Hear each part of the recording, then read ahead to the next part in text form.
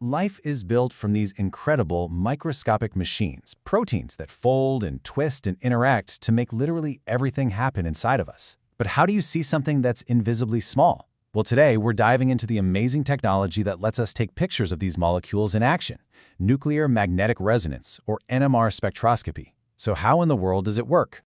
It's a huge question in biology, right? I mean, you can't just use a regular camera. You need a way to see the exact position of every single atom in this super complex, three-dimensional structure. And not only that, you have to see it while it's tumbling around in a liquid, just like it would be inside our cells. Well, you do it with one of these. This giant machine is a nuclear magnetic resonance spectrometer, and what it does is pretty wild. It takes the protein, puts it inside an unbelievably powerful magnetic field, we're talking thousands of times stronger than the Earth's, and then it pulses it with radio waves. This basically gets the atoms inside to sing back their location. So it's less like taking a photo and a lot more like building this hyper-accurate 3D map, one atom at a time. Okay, so here's our game plan. We'll start with the story of how we first even got a picture of a molecule. Then we'll look at the Nobel-winning discovery behind it all. After that, we'll learn how to actually read the signals these atoms are sending us, see how scientists solve the giant 3D protein puzzle, and finally, we'll explore some of NMR's modern superpowers. Every revolutionary technology has an origin story, right? And for NMR, it didn't start in a biology lab. Nope, it started in the world of physics with a really fundamental discovery about how atomic nuclei behave inside a magnetic field. The story of NMR isn't just one big eureka moment. It's this incredible cascade of breakthroughs. It all kicks off in the 40s with a basic physics discovery by Bloch and Purcell. But then, a guy named Richard Ernst comes along and just completely revolutionizes the whole thing. Not once, but twice. First, he figures out a way to massively boost its sensitivity, and then he adds a whole second dimension to the data, which was the key to mapping really complex molecules. This whole series of innovations eventually leads us to Kurt Withrick, who finally put it all together to solve the 3D structures of proteins in a liquid, earning a third Nobel Prize for the field. What a story.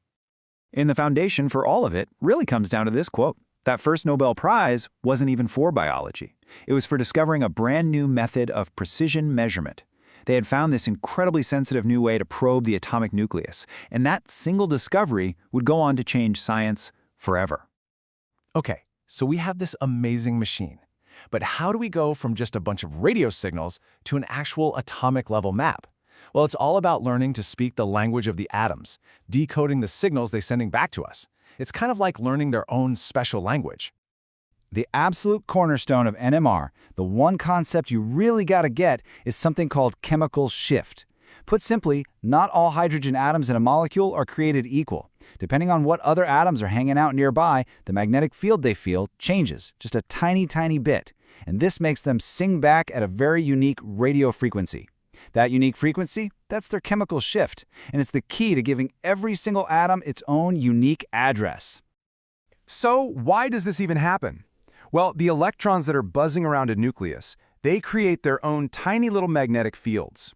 Take an aromatic ring, for example, like the one in the amino acid phenylalanine. It creates this thing called a ring current that can either shield a nearby atom from the big magnet or expose it a little bit more. This effect changes that atom's chemical shift, essentially stamping it with a fingerprint that says, hey, I'm right next to an aromatic ring. Okay, so the chemical shift gives every atom an address. Awesome. But how do we build the map? For that, we use two crucial signals. First up is J-coupling. This is a through-bond effect. It tells you which atoms are physically connected to each other. It's like knowing which rooms in a house share a wall. The second signal is called the nuclear Overhauser effect, or NOE.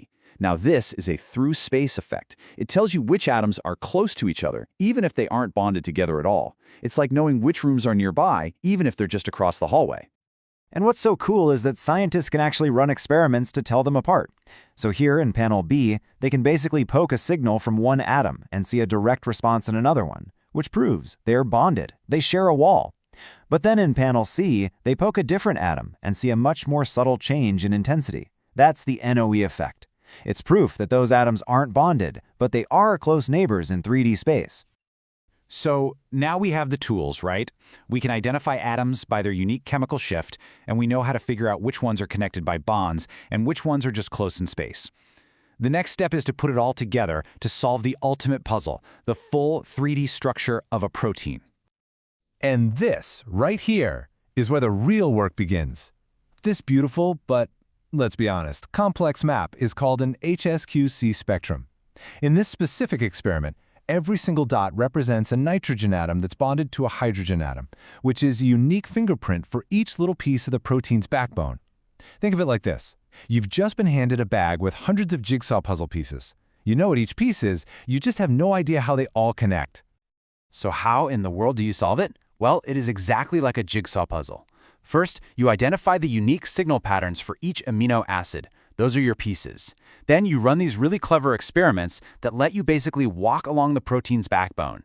You find the signals for one amino acid, and then you find the signals for the one that's right next to it in the chain. You connect them, and then you do it again and again, linking the entire chain together, piece by piece, until the whole puzzle is solved. And after all that painstaking work, connecting all the dots and solving that massive puzzle, you get this, the payoff. A beautiful, high-resolution 3D model of the protein, showing exactly how it folds into its functional shape in a liquid. This isn't just a picture, it's the actual blueprint for a biological machine. Building these static structures is amazing, don't get me wrong, but that's really just the beginning. The reason NMR is so totally indispensable today is because it can do things that other methods just can't. It has these modern superpowers that let us see biology in a completely new light. So, you might be wondering, okay, this is great, but is this the only game in town? Is NMR the only way we get these incredible molecular structures? Well, the answer to that is no. In fact, if you just count up the number of structures in the big database, X-ray crystallography is the clear winner, by a lot. But this chart really doesn't tell the whole story. While crystallography has produced more static pictures, NMR is so vital because it has its own unique ecological niche. It's designed to answer different and often more dynamic biological questions. And here are those superpowers. First, NMR can actually see motion, revealing how proteins wiggle and jiggle and change shape to do their jobs. It's a total powerhouse for drug discovery, showing you precisely where a medicine docks onto its target protein. And crucially, it studies proteins in a liquid solution, which is their natural home. But maybe its most important superpower is its ability to study the uncrystallizable. And this is why that is such a huge deal. It's estimated that over 30% of all the proteins in higher organisms, like us, have long regions that are just intrinsically disordered. They're floppy. Now, these proteins are functionally critical. That flexibility is often key to their role in diseases like Alzheimer's and Parkinson's. But because they're so flexible, you can't get them to form a crystal for X-ray analysis. It's just impossible. So for this huge class of molecules, NMR is one of the only ways we have to see what's really going on. This all brings us to where the field is today. The story of NMR has really evolved. Like the source material says, the field is moving on from just developing new techniques to using its incredible established toolkit to gather information and to answer these really fundamental biological questions that before were just completely out of reach. I mean, when you just step back and think about it, the journey is just astounding. We went from this tiny, subtle quirk of quantum physics all the way to a technology that lets us build detailed blueprints of life's invisible machinery while it's in motion. It just makes you wonder, right? What invisible puzzles that we can't even imagine today will NMR help us solve tomorrow?